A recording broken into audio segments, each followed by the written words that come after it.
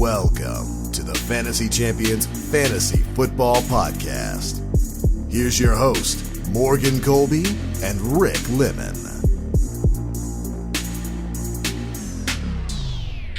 What's poppin', fantasy champs?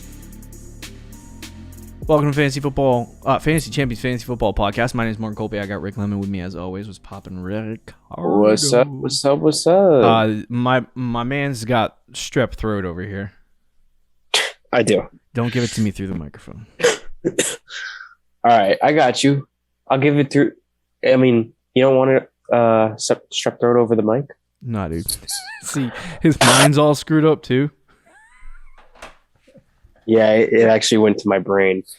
So my fantasy advice might not. I don't know if any of you are like medical people, doctors, or just medical professionals in any way. Please comment down below and let us know if it's normal for people with strep throat to have to use a new toothbrush every day for like a week. Yeah, because that's what they told me to do. So I ain't heard of that like ever. Maybe she just thinks my breath stinks. That would probably. It was her nice way of putting it. That's the weirdest thing I ever heard, though. I was like, "What are you talking about?" And, that's what it is. But anyway, today we're gonna try to push through. Rick's gonna push through. I'm just gonna talk. We're gonna talk about starts and sits for Week 10. Week 10. I can't believe that. Wow, that's actually sad. I have 5 weeks left in the fantasy season. If you're doing a 14-week regular season. That's even more sad. Wow. A 13-week regular season because you want to do your championship in week 16. You know, Sleeper doesn't even allow you to do a week 18 championship. Good. They shouldn't. Should we even provide content that week? I don't know. Probably. Jump right into the off season. Yeah. No idea. Either way. So yeah, we're going to give you starts and sits for week 10. Hopefully you enjoyed, because this usually goes on Friday anyway, so hopefully you enjoyed Thursday Night Football. Yeah, let's hope so, because I'm going to be probably watching the game on my couch. You're going to be watching hockey, my dude. Yeah, probably. You were like, but when hockey's over... You're like, do you really want to watch? I mean, hey, I'll take any football. Hopefully... No, the Manning... No, I will too. I would watch, literally right now, the two worst teams in the league play. If it was Tua... I would actually look forward to it a little bit. Want to see how Tua does. Reports on Tua tonight, anyway. He's questionable, but they're preparing Jacoby Brissett. Yeah, that's the last thing I saw. Okay. All right. Well, anyway, starts and sits week 10. That's what we got today. Before we jump into that, check our website, fantasychampions.com. Follow us Twitter, Instagram, Facebook, TikTok. If you're listening on Apple Podcasts, Spotify, Stitcher, or any other podcast platforms, leave a review, share this pod with your friends. If you're watching on YouTube, subscribe, click the bell for notices, comment down below the answer to that toothbrush question, as well as any start and sit questions you have for the week. Are you ready to jump into this, Rick? Yeah, let's go. All right. Let me readjust myself. Get comfortable so I can talk about this. All right, so we'll start with the start quarterback and sit quarterback that we have for this week, and then we'll move forward. And I wanted to start with quarterback start of the week. See, start of the week is not the right way of putting that, but start this week. I think you should start Jalen Hurts. Now, some of you might see. I'm a psychopath who just keeps starting him. So I don't know where the rest of society is with Jalen Hurts. I know I've had my reservations. I'm not sure how I feel about Jalen Hurts. And I realized this week, right? Everyone's been talking. So you go to fantasy Twitter, dangerous place. Sometimes I don't recommend it. Place. It could be. Hey, made some great friends there. But there's some people, man, who are just sandpaper. Yep. They just tweet things to trigger people. Yep. So, either way, buyer be warned when you go on fantasy Twitter. But either way, Jalen Hurts in the fantasy community on Twitter has been referenced as a player who could lose his starting job altogether. in a game. And it scared me. And then on Sunday, I realized that he's a captain on his team. And I don't know if that holds any weight in the NFL, but if they were to just straight sit their captain, I feel like that would be a problem. That is interesting. He's got the C on his jersey. So maybe it's just like they're going to push through it and just go with him. Yeah. Yeah, I don't know. But either way, that has been the concern. So for me, I'm not really concerned about him losing his job. Right now, the Eagles suck. They don't suck as much as they have in the past, but they're most likely not going to make the playoffs. They're probably going to go in a different direction at quarterback next year would be my expectation. But there's no reason for them to sit Jalen Hurts. It's like, just let him go for the whole season. See what you got in the kid. If he ends up being really, really good with one full season under his belt, then you can decide to move forward with him next year. That's up to the Eagles, right? But there's no reason to sit him for Gardner Minshew because Minshew's never going to be your future. Yeah. So, and no one there's, Nick Sirianni's not trying to save his job yet. So he's not coming out of the game. That's just kind of where my mindset is. So anyway, there's a lot of concern surrounding Jalen Hurts. The last 2 weeks, one game they scored 40 points and he had 7 fantasy points.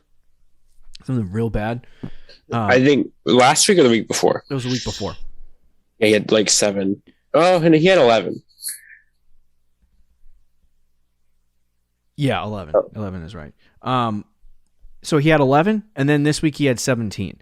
And that would, before that, he was a top 3 quarterback in fantasy football, which is why a lot of people in my mentality has been just keep starting him.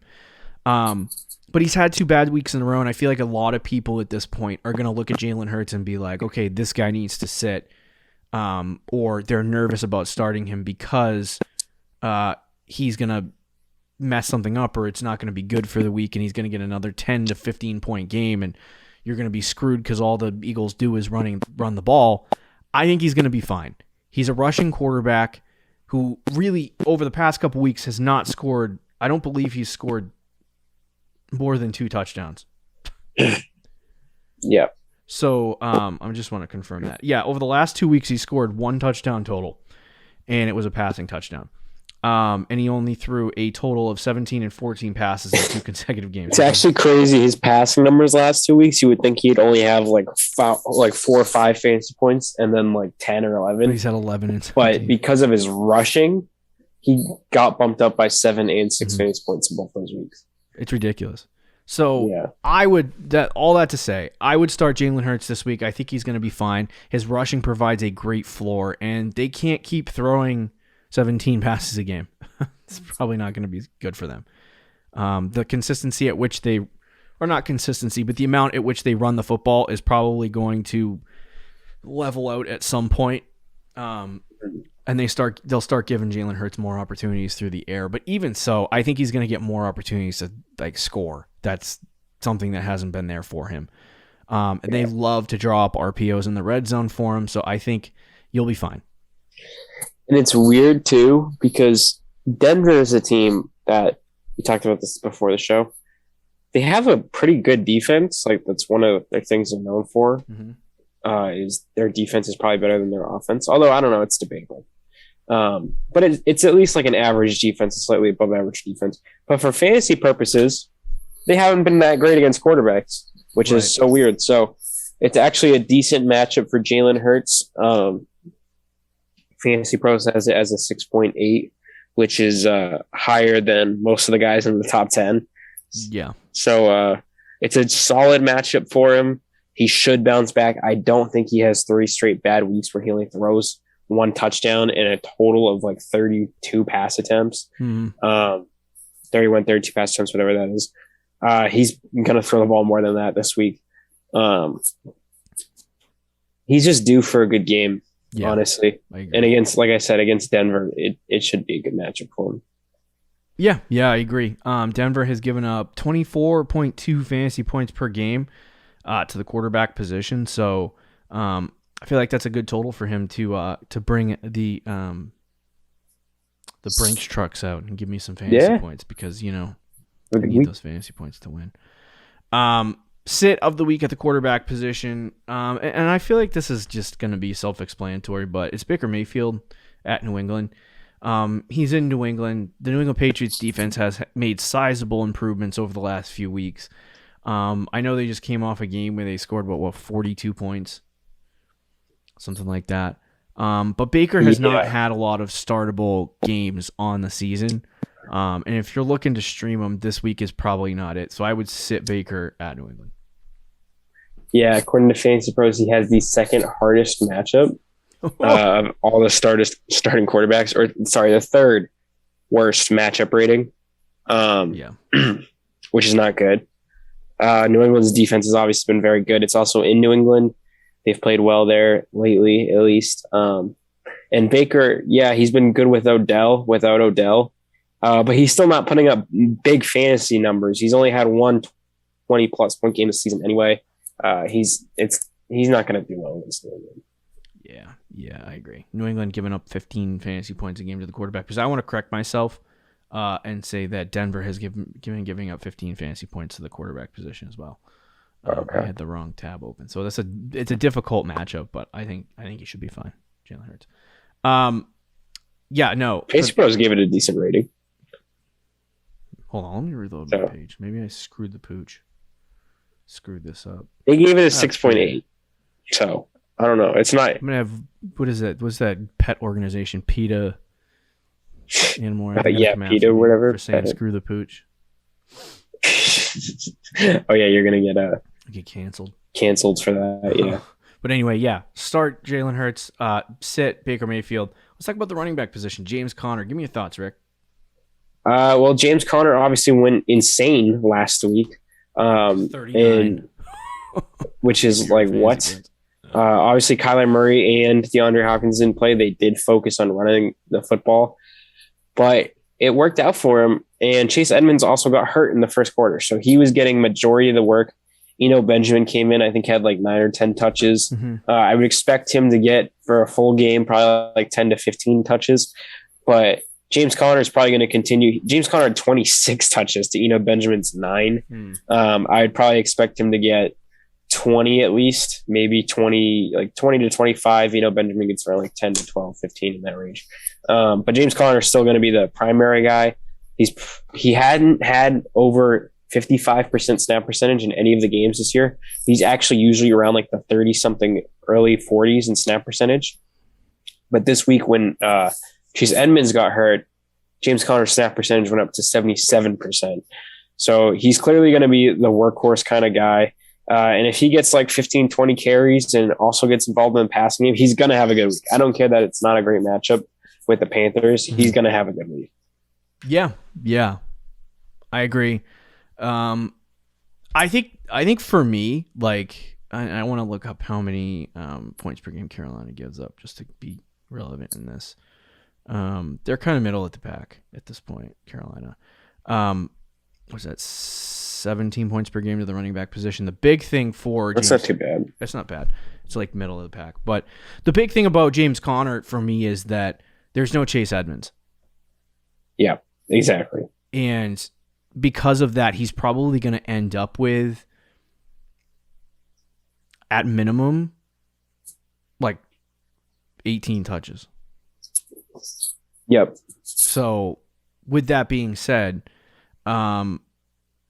I feel like the opportunity is going to be there for Conner, and obviously, like, I feel like his location changed his fantasy outlook because it was just last year that he was producing for the Steelers at a pretty decent level when he was healthy. And so it's not like he got old or he blew out his leg or whatever. He's the same James Conner. He just doesn't have the opportunity. And now with the opportunity, we saw what happened last week, right? No, do I think he's going to score 39 fantasy points? No.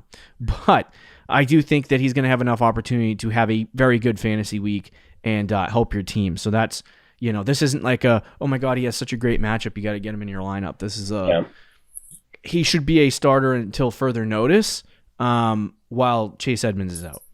I will say, though, he has 10 touchdowns this year on the ground through 9 games, which is crazy. One of the reasons he didn't produce last year was touchdowns, but he also only rushed 4.2 yards a carry. This year, he's only rushing 3.9 yards per carry, but he's just getting that's a lot That's of the touchdowns. Cardinals' offense, baby. Yeah. think there's That's a single gross. rusher on that team's higher than 4. So gross. Somebody's going to comment, Anno Benjamin has 5. Thanks, guys. See you later. Yeah, no. So I would say start James Conner. We're in agreement. Running back to sit this week is Adrian Peterson versus New Orleans. And New Orleans so far this year has given up 14 fantasy points per game to the running back position, which is the 4th toughest matchup in all of fantasy football. Peterson had a decent go about it last week, but there's multiple things. The Tennessee Titans are in a position where they're going to run 3 backs until they find one that can be good. And 2, the matchup is really not good for Adrian Peterson. I know he scored a touchdown last week. I know he probably, if you started him, he probably gave you a decent performance that got you over the hump. But if you're out here trying to start Adrian Peterson this week, I think that would be a fool's errand. Yeah, no, that's fair. He was better than McNichols. I don't know if that's going to continue. Jeremy McNichols. I will say I think Peterson could be a week-to-week starter based on his matchup. Like if he's playing Houston and you think he might get some goal line work, then fine. Throw him in there as a flex. I think he could be okay. But yeah, against the Saints, who have been so good against running backs this year, it's hard to be comfortable with starting Adrian Peterson. Yeah. I'm gonna have to go out on a limb and agree with you, Rick. Wow, that's crazy. Yeah. All right, let's move to wide receivers if you're good with that. Yeah. At the wide receiver position, we got Amari Cooper versus Atlanta. Give me your thoughts, Ricardo. Ooh, I love this one. I don't know if Cooper is in or out of your lineup, but I think he has a great week this week, and you should play him. He's playing against Atlanta, who obviously for like 3 straight years now has been like one of the worst passing defending teams in the league. Mm-hmm. And Amari Cooper is consistently inconsistent. 32 points, 3, 4, 14, 13, 8, 22, 4. He's always up and down. After a bad week against Denver, I think he goes up this week against Atlanta. It's a good matchup. He only had a 58% snap percentage because he was dealing with a hamstring injury, but he should be good to go with a full workload this week. And I expect him to have a very, very good week. The Cowboys' pass attack was an absolute catastrophe last week. Their whole team was a catastrophe last week. And I don't know if this is a trend for Dak or something's going on with that injury he was dealing with. I have no idea. But I feel like this is a bounce back week for the Cowboys because it's just like, I don't know, they have too much firepower offensively not to have success. Yeah. And I don't know what happened last week against Denver. They seemed to figure out something that Dallas was doing. I was going to say, was it Denver playing well on defense and playing well, or was Dallas just choking? Dallas choking, yeah. I don't know. I didn't watch the game, so. Could go either way. I don't know. But this is a week where I think it's a good bounce back game. I think guys like CD and Amari both could have really good weeks. Obviously, when Amari Cooper is at full capacity and playing, full time in a game, he's getting 15, 16. It's ridiculous. He's averaging about 10 targets a game. He had a game with 16 and a game with 13. I just don't understand the inconsistencies right now in the passing attack in I don't either. Dallas. It just doesn't make sense. They started targeting the tight ends a lot, and I'm like, what the crap? But to Rick's point, I don't know if you're starting this guy. There are weeks where he has 32, 14, 13, 22, and there are weeks that he has 3, 4, 8, and 4. And it's like, are people looking at him going, oh my God, I got to start him every week because they drafted him in the 3rd round or whatever? Or are they looking at him going, okay, I'm going to start him against good matchups, sit him against bad matchups, and hope for the best? That's kind of where I'm like, I was kind of hesitant to put him on the starts and sits list just because I feel like he's already in your lineup. But there's a lot of people in the fantasy community that would be, okay, I'm kind of upset with Amari and I'm going to sit him this week. And I think they'll get burned against Atlanta if they do that. Yes, 100%. So start Amari Cooper. Let's jump to the sit, unless you have anything else to say on Amari. No, we can do that. Okay, sit of the week at wide receiver is Odell Beckham. I mean, wow. Whoa. My brain is on Odell right now. The Odell drugs I've been swiping up and down on my phone. I think you're going to say swiping up and down and snorting. All Odell Beckham. All Odell Beckham. Yeah, that's been my my entire Twitter feed for the last 3 days. No, Brandon Eyuk versus the Los Angeles Rams. He had a good week last week. Exciting. Great. What do you have? 8 targets? Sorry, I was blowing my nose. Yeah. He had 8 targets. 8 targets, 6 catches, 89 yards, a tutty. Really good game. There's a great stretch at the end of the season for Brandon Eyuk to really start coming into his own and dominating. If they keep targeting him. In the last 2 weeks, you saw 7 points against the Chicago Bears. 8 fantasy points against the Chicago Bears, 7 targets. And then he had 8 targets against the Arizona Cardinals on 15 fantasy points. Now, the Rams are obviously the Rams. They haven't been great this season against passing attacks, but I just don't know if we can buy into Eyuk yet. And this could be a situation where we've seen this season where early in the season against Green Bay, he had 86% snap percentage, 6 targets, 4 catches, 1 touchdown, 12 fantasy points, followed up with a 2-point performance, a 4-point performance, a bye week, and then a 1-point performance. And then he had 8 targets this week, 15 fantasy points. What does he follow that up with? Does he go out again and get 2, 4, 1 fantasy points? Yeah. Or does he put up that 8? I just don't want to take the risk yet. If he has 2 really good weeks in a row and he has 3 consistent weeks of getting 8 or more targets, then I think you can look at him and be like, yeah, long-term for Brandon Eyuk, he could be really, really good. But I just don't want to look at Brandon Eyuk yet and think it's like a redux of his rookie season, to be honest with you. A little bit.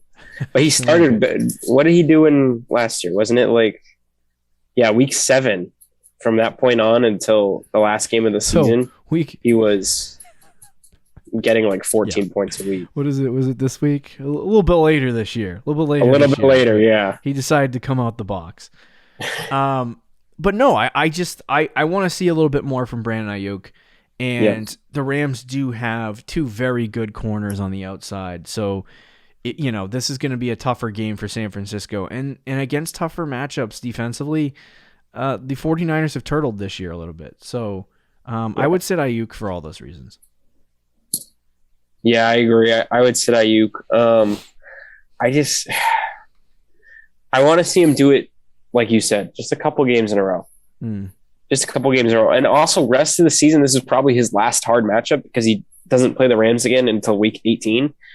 I mean, his rest of the season schedule: Jaguars, Vikings, Seahawks, Bengals, Falcons, Titans, Houston, Texans. That's such an easy matchup. But this week against the Rams, it's tough, man. I understand if you're excited about Eyuk and you think he's, making a comeback and everything, but this week, just ease off a little bit. Don't put him in your lineup unless you have to, obviously, but don't put him in your lineup if you can. If he gets, even if he doesn't have a great fantasy week, let's say he gets 7 or 8 points, but he has another 8 target week, I think that's good enough for me to put him in my lineup next week. But yeah, this week against the Rams, it's just going to be hard for him to have a good fantasy day. All right, let's move to the tight ends. This is going to be a big one. Rookie tight end. Starts and sit show. It's not named Kyle Pitts. Pat Fryer. Like you would ever put Kyle Pitts on this show anyway. I do. Honestly, I haven't even thought about Kyle Pitts. I mean, he's starting every week anyway. Yeah, definitely. But no, Pat Freiermuth, the last couple weeks, and I'm so mad that I traded a share of Freiermuth away in a league that I desperately needed a tight end to get a running back. Hurts my soul. What did you even get for him? Swift. Oh, wow. I traded picks and Freiermuth away to get Swift, so it is what it is. But no, the last 3 weeks, he has gotten an increased role and increased target share because of what's his name being out. I can't remember the guy's name. Eric Ebron. Eric Ebron being out. And in those games, he's had 7 targets, and 6 targets, and had 9 fantasy points, 12 fantasy points, and 18 fantasy points. It's safe to say that Freiermuth has caught his stride. And against Detroit, Detroit blows. So I would start Pat Freiermuth in this game. I feel like the Steelers are going to get in the red zone quite often. Yeah. And that's a perfect spot for Freiermuth to have success. Also with Claypool out and Juju out for the season. Is Claypool out or like this week officially? He's listed as week to week. So my guess is he's going to be out for like 2 or 3 weeks. Mm-hmm. I'd be surprised if he plays this week against Detroit. Okay, fair enough.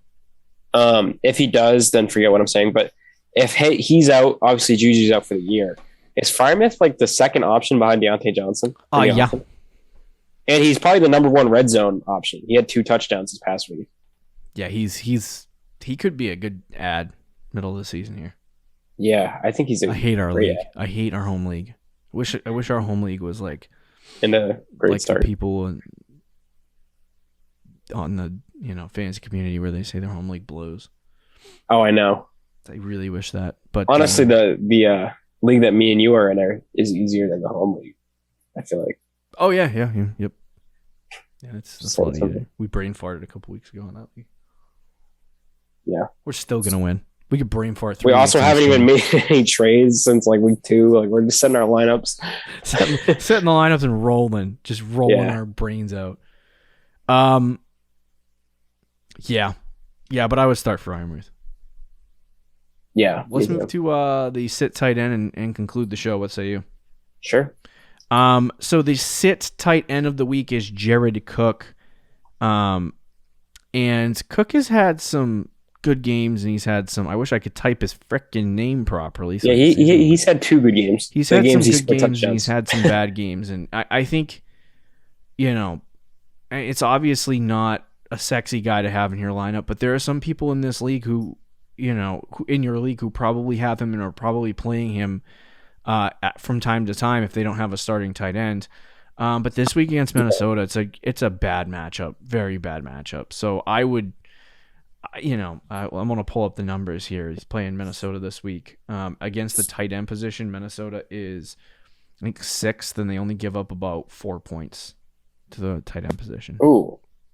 Yeah, that's kind of weird because Minnesota, like again, these are just so random to me. Like Minnesota's defense is not great, but then it's not bad, but it's not great. They're great against tight ends. They probably have a good front 7. Let me for good safety. Yeah, they're pretty good against. No, they suck. They're just bad. I have no idea. It doesn't make sense.